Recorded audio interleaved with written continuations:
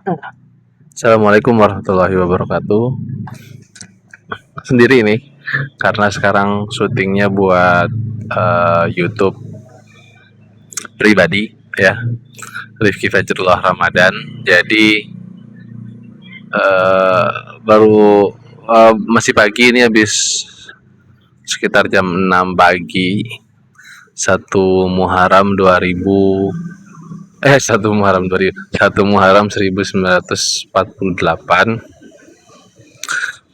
Pagi-pagi banget.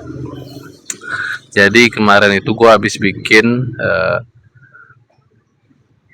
poster ya, atau desain di AI tentang diri gua yang minggu terakhir itu lagi sibuk. Sibuk apa? Sibuk sebagai fans olahraga. Fans olahraga apa? Pertama, sepak bola pasti. Piala Dunia Amerika, Meksiko, Kanada. Kemudian kedua, NBA Final kemarin baru aja selesai. Knicks in 5, New York Knicks berhasil mengalahkan San Antonio Spurs dengan skor 4-1. Kemudian ada Formula One, Barcelona Grand Prix. Lewis akhirnya membawa Ferrari saat ini sih membawa Ferrari menghentikan dominasi Mercedes yang selalu menang dalam 6 race awal, 6 laga awal. Kemudian ada UFC White House, Justin Gaethje melawan Ilia Topuria, dan ada juga kemarin itu Pro Futsal League Indonesia final antara Bintang Timur Surabaya melawan Cosmo JNE. Sejauh ini, sependek pemahaman saya, sependek saya berkomunikasi dengan teman-teman, dan sependek saya berinteraksi dengan banyak orang, belum nemu orang yang menyukai ataupun ngikutin lah 5 olahraga tersebut sekaligus. Memang konsekuensinya sih jadi nggak terlalu detail dan terlalu teknis banget gimana mengikutinya. Tapi dibilang luarnya doang ataupun dibilang nggak ngikutin sama sekali, ngikutin gitu ya. Kayak misalnya kita bahas satu-satu, mungkin nanti menarik juga, gue bakal kepikiran bikin tentang informasi-informasi dasar tentang olahraga yang gue sebutkan tadi. Sekaligus gue belajar.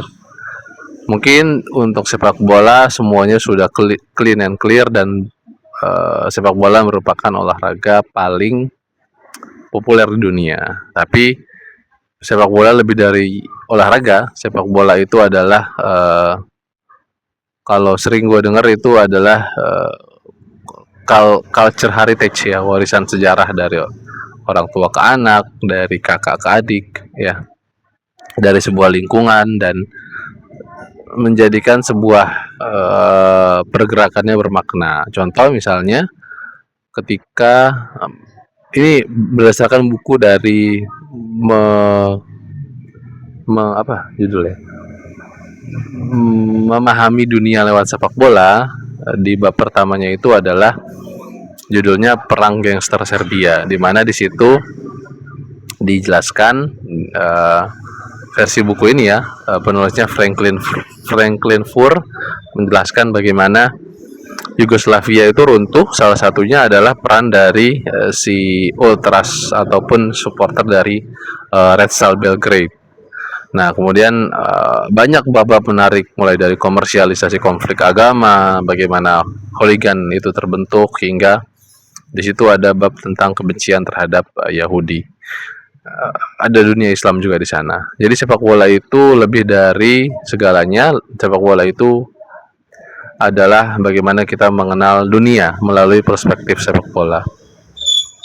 Kan bahkan kalau kita berkaca sama Piala Dunia musim ini dan 3 tahun terakhir penunjukan Piala Dunia, kan itu sangat politis. Rusia, Qatar, Amerika ini kan pemain ataupun negara-negara dengan posisi geopolitik yang kuat di dunia. Arab Saudi juga nanti jadi tuan rumah. selanjutnya itu Spanyol, Portugal, dan Maroko. Uh, Afrika Selatan, Jepang, Brazil, Jerman. Jerman pernah ya, pernah 2006. Itu semua punya posisi geopolitik yang strategis ya, di dunia ataupun di kancah pergeopolitikan dunia.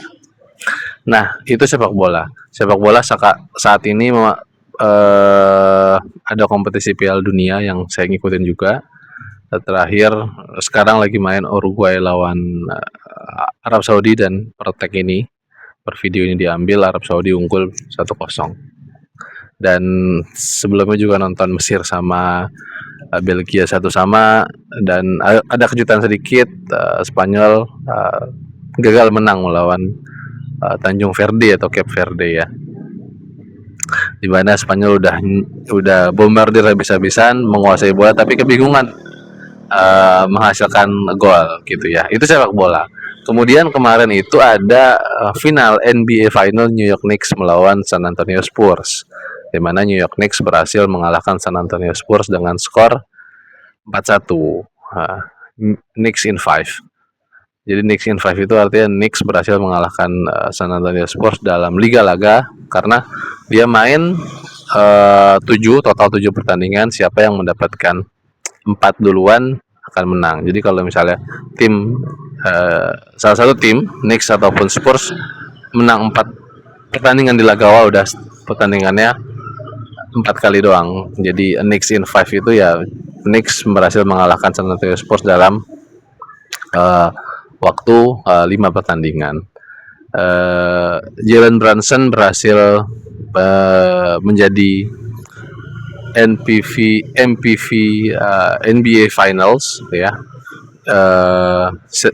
Sementara MPV di regular season itu adalah Shai Gilgeous-Alexander SGA, dan tentu yang paling dibahas yang adalah perjalanan San Antonio Spurs bisa melangkah jauh ke partai final, karena ini adalah tim muda, Victor Wembanyama, Stephen Castle, dan Dylan Harper juga menunjukkan bahwa tim muda ini adalah tim yang potensial dan bisa punya potensi untuk menjadi dinasti di beberapa tahun ke depan. Menarik sih membahas ini, karena memang beberapa tahun ke depan sepertinya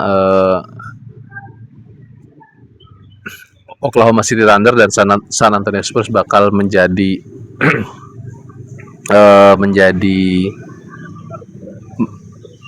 menjadi rival yang sangat positif, terus berpacu, karena kan kalau dalam sebuah olahraga harus ada rival yang membuat itu spesial. Kayak di Spanyol kan La Liga ya, Madrid Barcelona isinya karena rivalitas mereka.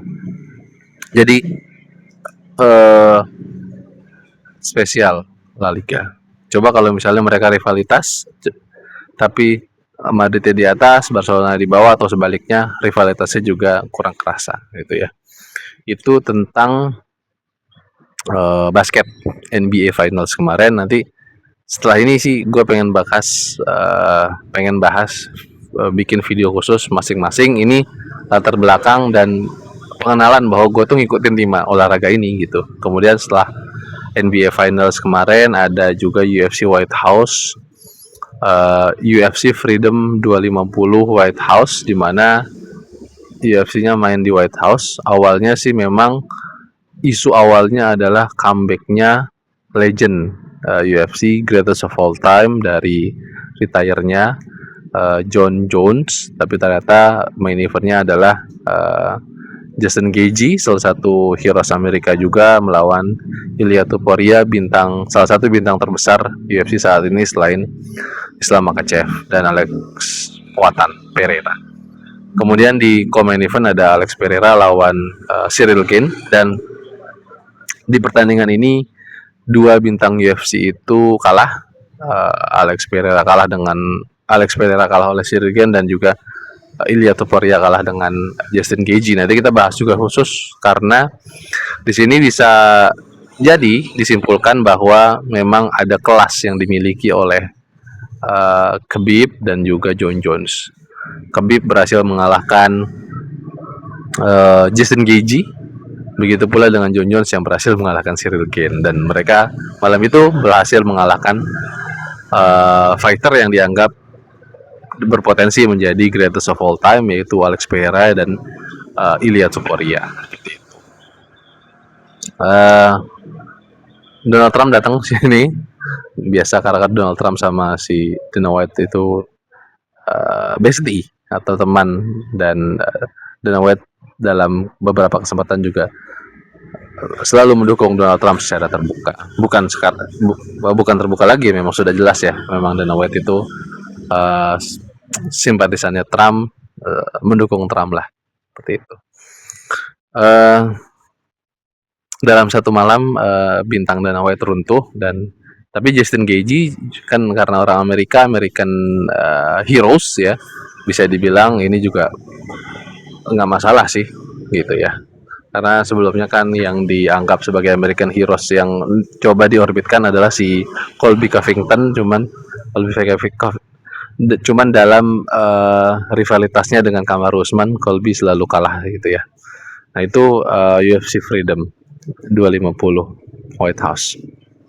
Kemudian ada, ini seru juga, GP Barcelona GP Barcelona, di mana Lewis Hamilton akhirnya berhasil menjadi juara ya, setelah musim lalu membalap tanpa menghasilkan podium satupun. Tahun ini 2 race sebelumnya runner up, dan sekarang sudah jadi juara di GP Barcelona. Memutus dominasi Mercedes yang 6 race terakhir itu jadi juara, dan di sini bisa membangkitkan harapan tifosi, kayaknya bisa nih Lewis juara dunia bahkan gitu ya, why not gitu ya. Nah ini jadi ini sebenarnya perbincangan menarik ya, ketika kepindahan Lewis ke Ferrari itu berimplikasi kepada performance, karena memang performance-nya Ferrari waktu itu sebelum Lewis kan Carlos Sainz smooth operator, dia itu sangat klop lah sama race engineer-nya, kemudian juga tim di Ferrari-nya, dan juga Charles Leclerc waktu itu. Nah, memang awalnya adaptasinya Lewis agak nggak tahu, agak kesulitan, agak belepotan atau seperti apa. Tapi memang waktu yang membuktikan, dan kemenangan Lewis di GP Barcelona menandakan bahwa memang tim ini sudah mulai mendapatkan ikatan yang baik, dan juga tim ini sudah mulai kompak, dan auranya juga mulai positif, di mana di komunikasi radio didapati ya good job tim gitulah, well done dan lain-lain. Dan kemenangan Lewis dan kemenangan Ferrari sangat penting buat Formula One, karena mungkin 50% lebih F1 fans is Ferrari fans gitu, tifosi, termasuk saya dan beberapa teman saya juga tifosi seperti itu. Dan kalau Ferrari menang ya dunia per F1-an selalu rame gitu. Itu tentang F1. Nanti kita bahas khusus juga, bikin video khusus juga tentang itu. Terakhir kemarin ini Indonesia, meskipun Indonesia tapi ini kelasnya 14, ranking 14 dunia. Jadi ketika kita bicara Liga Inggris, sebenarnya kan itu liga lokal ya. Ketika kita bicara Spanyol itu liga lokal, tapi karena kualitasnya dunia maka seluruh dunia mengikuti. Nah, hari Minggu kemarin ada final PFL Indonesia Pro Futsal League antara Bintang Timur Surabaya melawan Cosmo JNE Jakarta. Final lokal Indonesia melawan Indonesia ya. Pro Futsal League Indonesia, tapi ini kelasnya adalah kelas pertandingan dengan kualitas 14 ranking dunia. Karena memang timnas Indonesia kan ranking 14 dunia. Bintang Timur Surabaya berhasil mencetak sejarah menjadi tim kelima kali berturut-turut menjadi juara Pro Futsal League Indonesia di bawah kepemimpinan Cap Iqbal yang berhasil menjadi pemain dengan 8 kali gelar Pro Futsal League Indonesia pertama sepanjang sejarah, di bawah asuhan pelatih lokal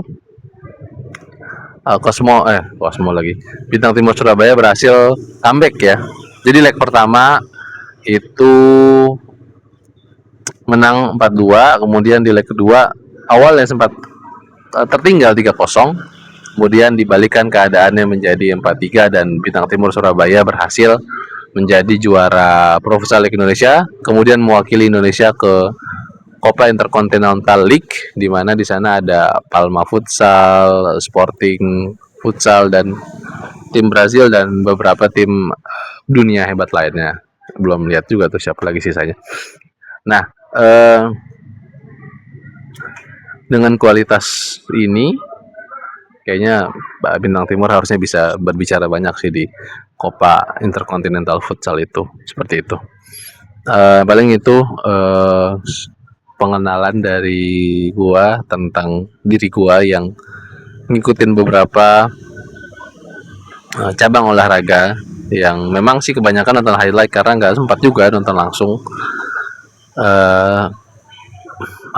Informasi-informasi, opini-opini, dan juga bagaimana itu berlangsung pun banyak ngutip dari pandit, analis, dan mantan-mantan atlet yang menyampaikan opininya di YouTube. Terima kasih.